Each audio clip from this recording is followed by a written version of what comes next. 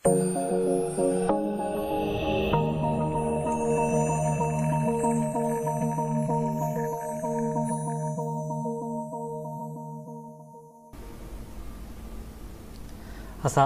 warahmatullahi wabarakatuh. Selamat pagi semuanya. Dengan saya Eza Budi Perkasa di video perkuliahan mata kuliah teori bahasa dan otomata. Pertemuan kedua yang akan membahas tentang deterministic finite automata. Jadi deterministic finite automata ini merupakan salah satu jenis dari automata. Ya. Kita lihat ya apa yang akan kita bahas. Jadi automata itu sendiri apa? Jadi secara bebas automata itu bisa diartikan sebagai mesin untuk mengenal suatu bahasa. Sekali lagi ingat, mesin di sini artinya bukan mesin yang sebenarnya ya.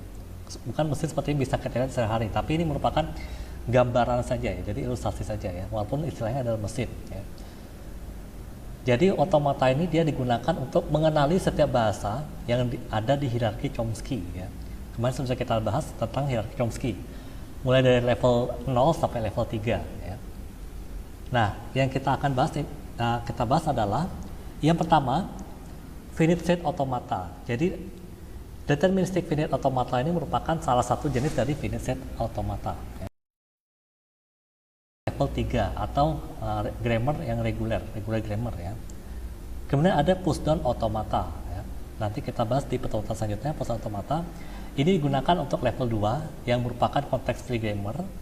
Kemudian ada linear bounded automata, ini digunakan untuk level 1 atau context sensitive grammar. Dan automata yang terakhir yang paling tinggi tingkatannya adalah Turing machine ya. Ini digunakan untuk grammar level 0, yaitu grammar yang unrestricted atau unrestricted grammar. Nah, LBA sendiri merupakan variasi dari Turing machine jenis non-deterministic ya. Makanya pembahasan LBA ini sekilas mirip sekali dengan TM ya, tapi sebenarnya agak berbeda dikit ya, tapi ya gitulah, perbedaannya dikit ya, 11-12. Nah, kita akan bahas tentang finite set automata. Jadi tadi sudah saya bilang bahwa DFA ini merupakan salah satu jenis dari FSA ya.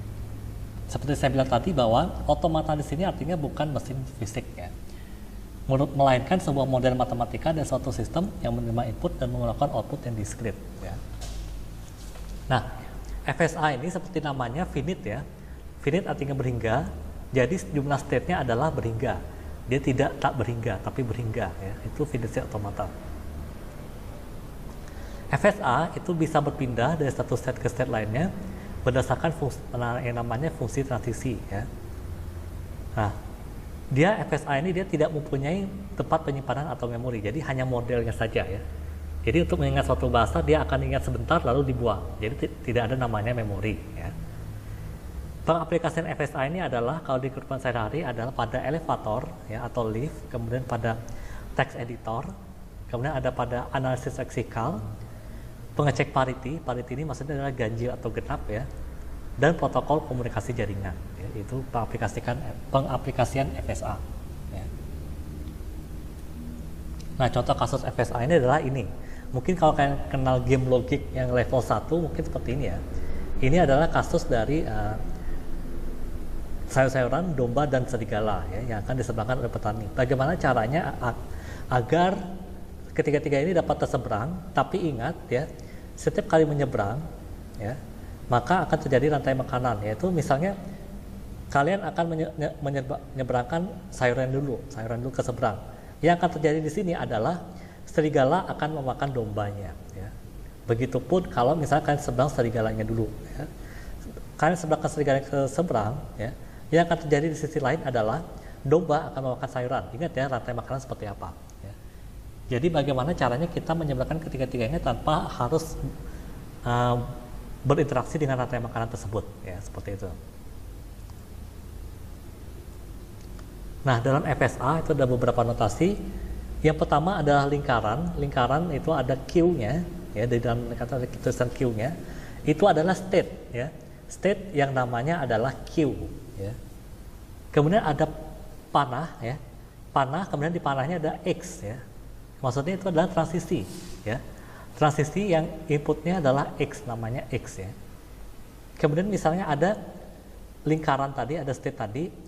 Sebelum lingkaran tadi ada panah ya, tapi panahnya tidak ada label kayak yang nomor 2 itu ya.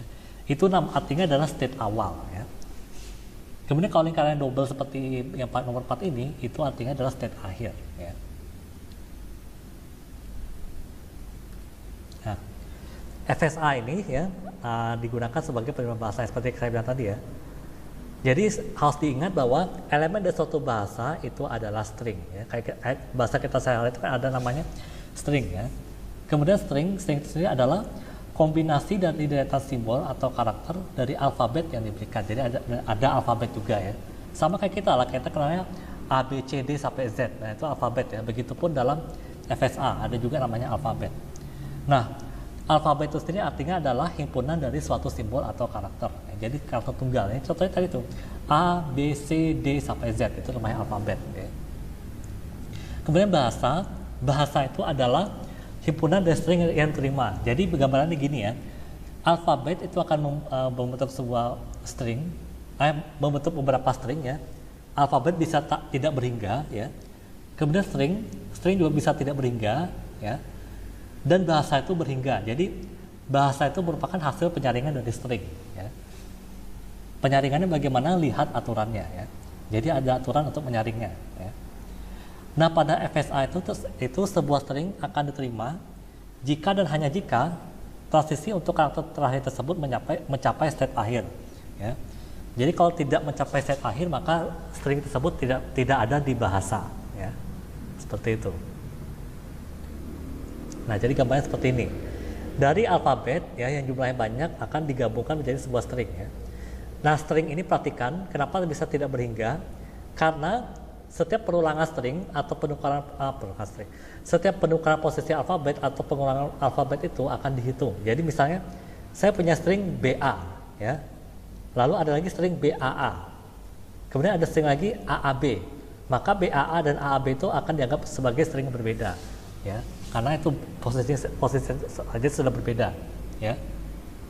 Kemudian string ini akan disaring menjadi sebuah bahasa. Jadi mana saja yang lolos sebagai sebuah bahasa itu ada aturannya yaitu ini tadi ya. Kalau transisi itu karakter terakhir tersebut mencapai state akhir atau ya karakter ya, bukan alfabet ya, karakter terakhir mencapai state akhir ya. Nah contohnya seperti ini ilustrasinya. Misalnya saya punya FSA yang ada menerima string den. Pertama kita mulai dari set awal dulu ya, tidak ada kata apa-apanya. Nah, tidak ada karakter apa-apa. Kemudian dari state kosong ini kita mengarah ke T ya. Jadi pertama kali set ini membaca T dulu ya, T.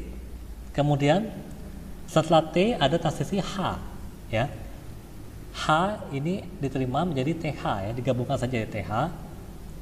Kemudian E ya, THE dan N jadinya THEN atau DEN. Dan ini di DEN ini sudah sampai set akhir karena apa? Karakter terakhir yaitu N ya, itu transisinya mengarah ke set akhir. Makanya bisa kita simpulkan bahwa DEN ini ada di bahasa yang dikonstruksi oleh mesin ini ya. Nah itu tadi ya. Nah sementara itu ya, string kosong lalu T, TH dan THE itu tidak terima oleh FSI tadi. Kenapa? Karena dia tidak sampai ke state akhir ya. Untuk yang kosong T, TH dan THE ya. Jadi bahasa yang terima oleh FSA itu cuma satu, yaitu DEN ya. DEN saja ya.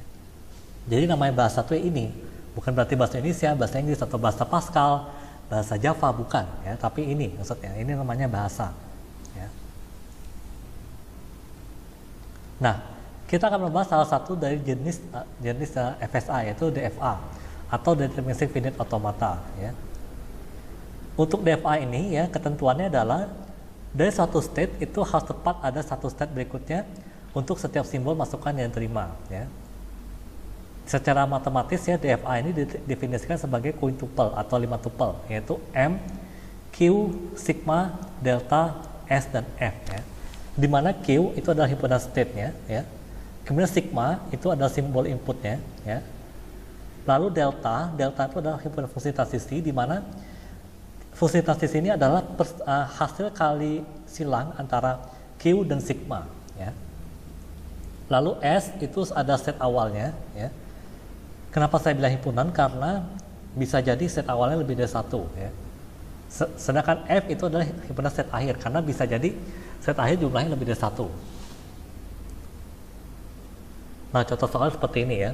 Misal diketahui Q genap ganjil ya. Lalu sigmanya adalah 01 ya. Lalu deltanya adalah genap 0 ke genap, lalu genap 1 ke ganjil, lalu ganjil 0 ke ganjil, lalu ganjil 1 ke genap ya. S-nya genap dan F-nya ganjil ya. Ditanya buatlah tabel transisi dan mesin DFA-nya. Bagaimana caranya? Untuk membuat tabel transisi, perhatikan susun tabelnya ya. Di sini kalau kita ke bawah itu artinya state, lalu kalau ke kanan itu ada simbol inputnya. Sedangkan perpotongan di antara kedua ini adalah hasil transisinya ya. Perhatikan ya. Kita lihat Q-nya. Di sini Q-nya ada dua, itu genap dan ganjil ya. Maka kita kalau ke bawah isinya adalah genap dan ganjil. Kemudian sigmanya adalah 0 dan 1 ya, 0 dan 1. Jadi disik dari kiri ke kanan ya. Kemudian lihat ya, kalau genap ketemu 0 maka jadinya genap ya, isi di genap 0 di sini isinya. Kemudian genap ke ganjil itu jadinya genap ke 1 jadinya ganjil ya, lihat cara ngisinya. Ganjil ke 0 itu ganjil ya, lihat lagi isinya. Dan ganjil 1 itu ke genap, maka lihat cara ngisinya bagaimana ya. Itu untuk tabel transisi ya. Kemudian untuk mesin DFA-nya ya, lihat Q-nya ada genap, ada ganjil, maka kita buat dulu dua lingkaran ya, yaitu genap dan ganjil. Kemudian perhatikan S-nya. S itu adalah set awal, berarti di sini ada genap ya. Maka kita kasih panah ya, panah ke kanan yang arah ke genap, tapi tidak ada labelnya ya. Kemudian F-nya adalah ganjil, maka F ini harus kita kasih double lingkaran ya, bukan satu lingkaran tapi double lingkaran ya. Kemudian lihat fungsi transisinya. Genap ke 0 jadinya genap, maka transisinya adalah 0 tapi mengarah ke genap lagi, maka kita gambarkan ke dindingnya sendiri ya. Jadinya 0 mengarah ke genap ya. Kemudian genap ke 1, genap 1 jadi ganjil, maka satunya akan mengarah ke ganjil ya, dari genap mengarah ke ganjil dengan transisi 1. Lihat yang warna merah ya. Kemudian ganjil ke 0 jadinya ganjil, maka dia mengarah ke dirinya sendiri ya, dari ganjil ke ganjil lagi ya. Lihat yang warna merah. Dan ganjil ke genap ya, ganjil 1 ke genap, maka dari ganjil balik arah ke genap ya. Lihat panahnya ya, dan yang warna merah itu perhatikan ya.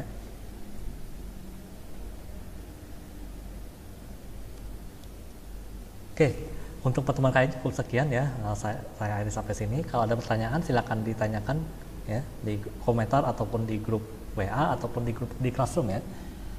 Saya akhiri sampai sini. Sampai jumpa di pertemuan berikutnya. Assalamualaikum warahmatullahi wabarakatuh. Salam budi luhur.